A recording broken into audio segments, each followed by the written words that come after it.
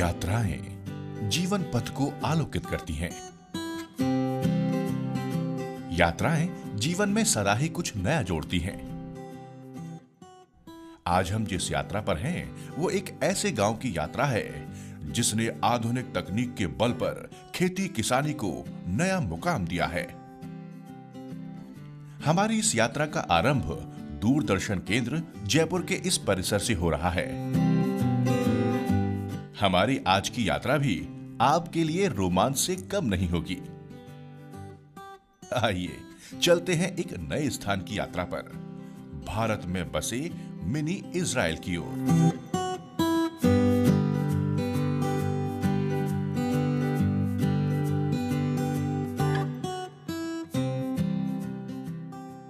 हम जयपुर शहर से बाहर निकल आए हैं अजमेर रोड पर।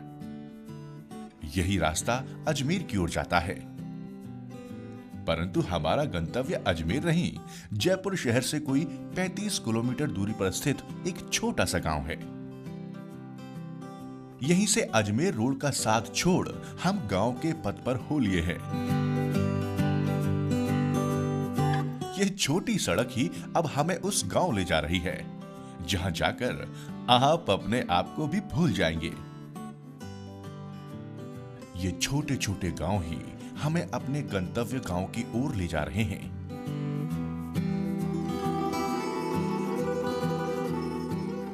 ग्राम से बना गांव। ग्राम संस्कृत शब्द है, मूल अर्थ है समूह। गांव यानी मिलजुल कर रहने की सबसे छोटी इकाई।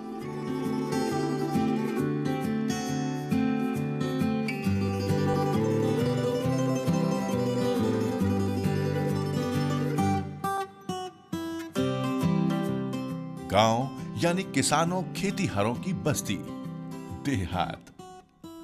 प्रकृति को नजदीक से देखने की चाह की राह कहीं है तो वो गांव ही है। इन गांव को देखकर आपको भी याद आ रही है ना फणीश्वर नाथ रेणु की ये पंक्तियां? भारत माता ग्राम वासिनी, खेतों में फैला है श्यामल, धूल भरा मैला सा आंचल। रेलवे फाटक की दूसरी तरफ ही बसा हुआ है मिनी इजराइल यानी बसेड़ी। हम मिनी इजराइल की तरफ आगे बढ़ रहे हैं और लीजिए ट्रेन भी आ गई।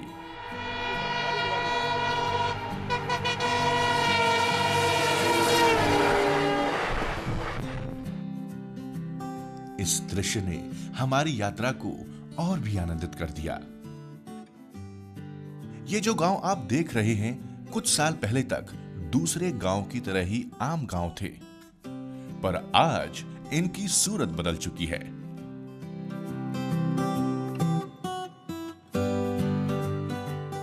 बसेड़ी और गुढ़ा कुमावतान गांव नहीं है, राजस्थान के मिनी इजराइल हैं। कहते हैं विश्व की सर्वाधिक उन्नत और तकनीक आधारित विकसित मुनाफे की खेती कहीं होती है तो वो इजराइल में होती है।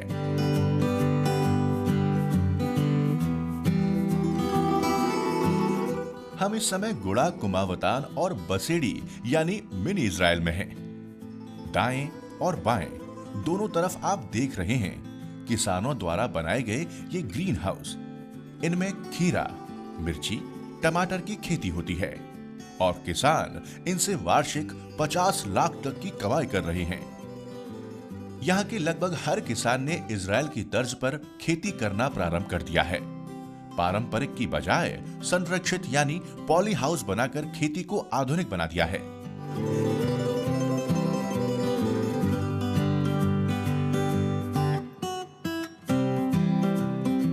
मिनी इजराइल के यहाँ के किसान अब इतने जागरूक हो गए हैं कि संरक्षित खेती यानी पॉली हाउस के तहत सालाना लाखों करोड़ों कमाने लगे हैं। गांव में, खेतों में इस बदलाव के प्रेरक रहे हैं किसान खेमाराम चौधरी। खेमाराम चौधरी के लिए वो दिन बेहद महत्वपूर्ण था जब सरकार ने उन्हें इजराइल में प्रशिक्षण के लिए चुना। खेमाराम इजराइल गए और वहां से उन्होंने सीखा कि कैसे बहुत अधिक क्षेत्र में नहीं बल्कि बहुत कम जमीन में न्यूनतम लागत से अधिक उत्पादन लिया जाए। मैं जो परंपरागत खेती कर रहा था वो मेरे हिसाब से अच्छा था, परंतु फिर भी जो संरक्षित खेती है उसके हिसाब से बहुत कम था। तो ये संरक्षित खेती के बारे में मेरे को शुरू में जानकारी मिली। मैं 2012 में इजराइल गया, वहाँ जाकर के मैंने देखा कि हकीकत में संरक्षित खेती में तो बहुत कुछ अलग है।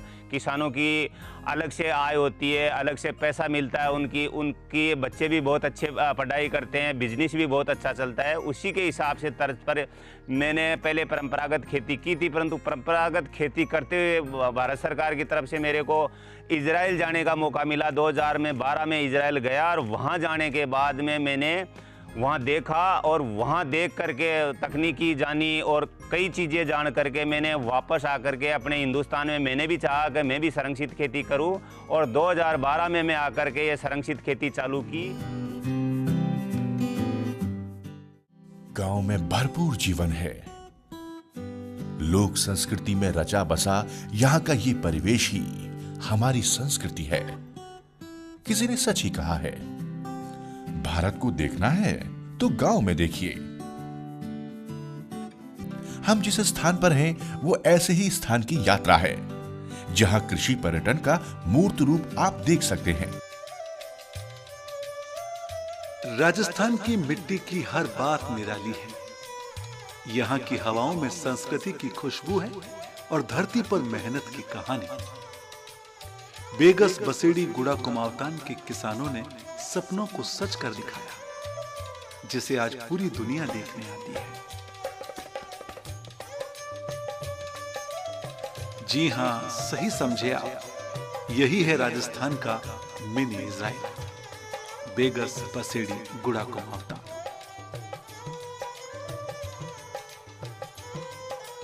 यहां के किसानों ने विपरीत परिस्थितियों में भी हार नहीं मानी। इन्होंने ठान लिया, अब हालात जरूर बदलेंगे। सरकार की योजनाओं और वैज्ञानिकों की सलाह के साथ कदम से कदम मिलाकर किसानों ने नई तकनीक को अपनाने का संकल्प लिया और यहीं से शुरू हुई बदलाव की कहानी, क्रांति की कहानी, तकनीक की कहानी। यहाँ अपने एक रेवेन्यू विलेज है गुड्डा कुमावतान, वो संरक्षित खेती के मामले में मिनी इजराइल के नाम से फेमस है। तो वहाँ के किसानों ने सर्वप्रथम, वहाँ प्रगतिशील किसान है खेमाराम जी चौधरी, उन्होंने सर्वप्रथम इस प्रोटेक्टेड कल्टीवेशन को अपनाया और उन्होंने हॉर्टिकल्चर की जो भी स्कीमें थी उनके थ्रू स्टार्टिंग में पॉली हाउस ये लगवाए, और फिर उनके बाद में उनसे जागरूक होकर वहाँ के किसानों ने इतना ज़्यादा इनोवेशन कर लिया कि अब वहाँ पे इतने ज़्यादा पॉली हाउस है कि मकान भी देखना पॉसिबल नहीं है वहाँ पे।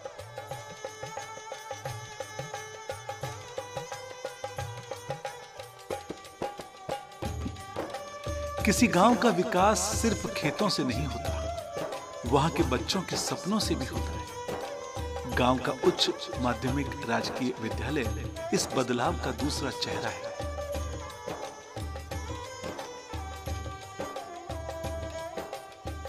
शिक्षा और खेती दोनों साथ साथ आगे बढ़े, यही तो असली ग्रामीण विकास है।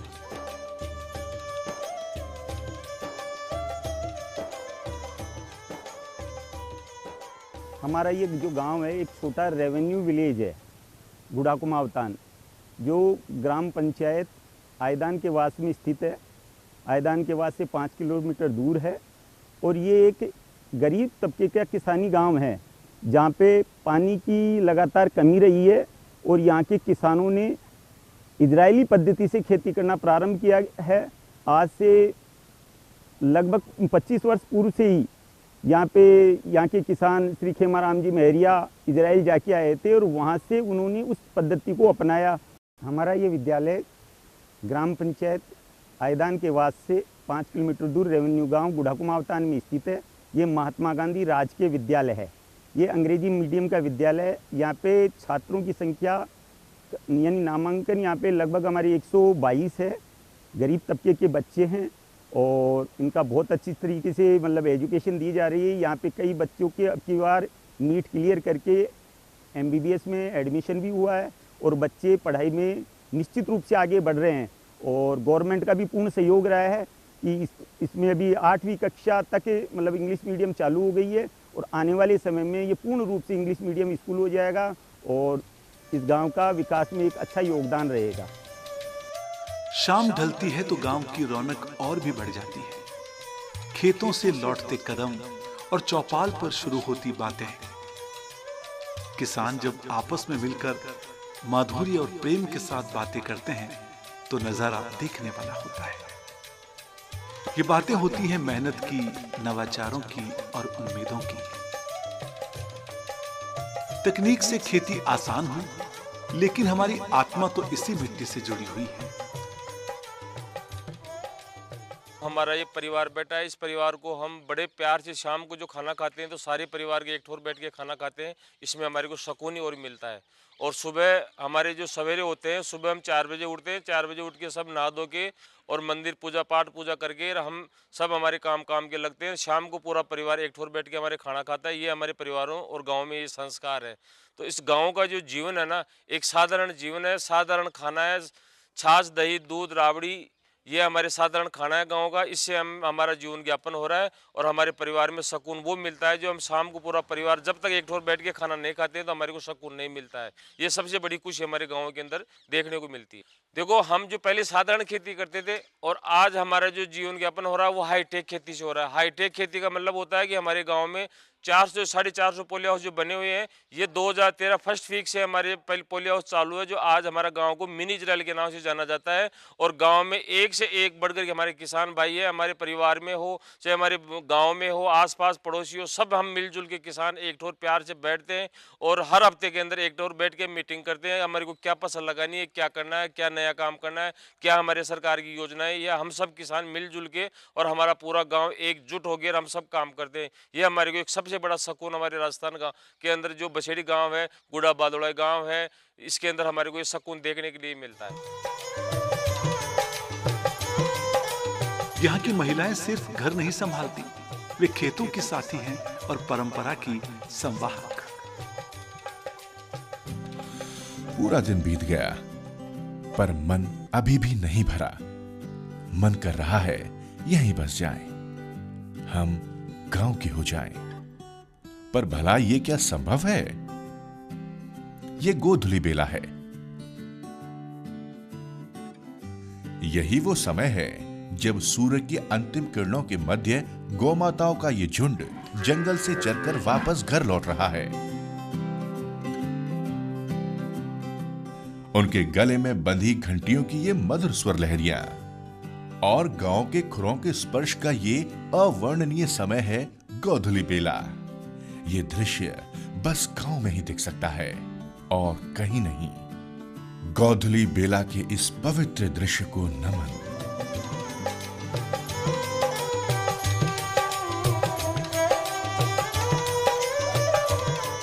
शाम होते होते जब गांव में खाना बनता है तो एक सामूहिकता का प्रदर्शन होता है। कहते हैं घर आया मां जाया। राजस्थान में ग्रामीण क्षेत्रों में आतिथ्य सत्कार की अनूठी परंपरा मौजूद है। जब भी कोई मेहमान घर पहुंचता है तो घर वाले पलक पावड़े बिछाकर उसका सत्कार करते हैं। न जाने कितने प्रकार के व्यंजन बनाकर मेहमान के लिए परोसे जाते हैं। यह परंपरा ग्रामीण क्षेत्रों में अद्भुत परंपरा है।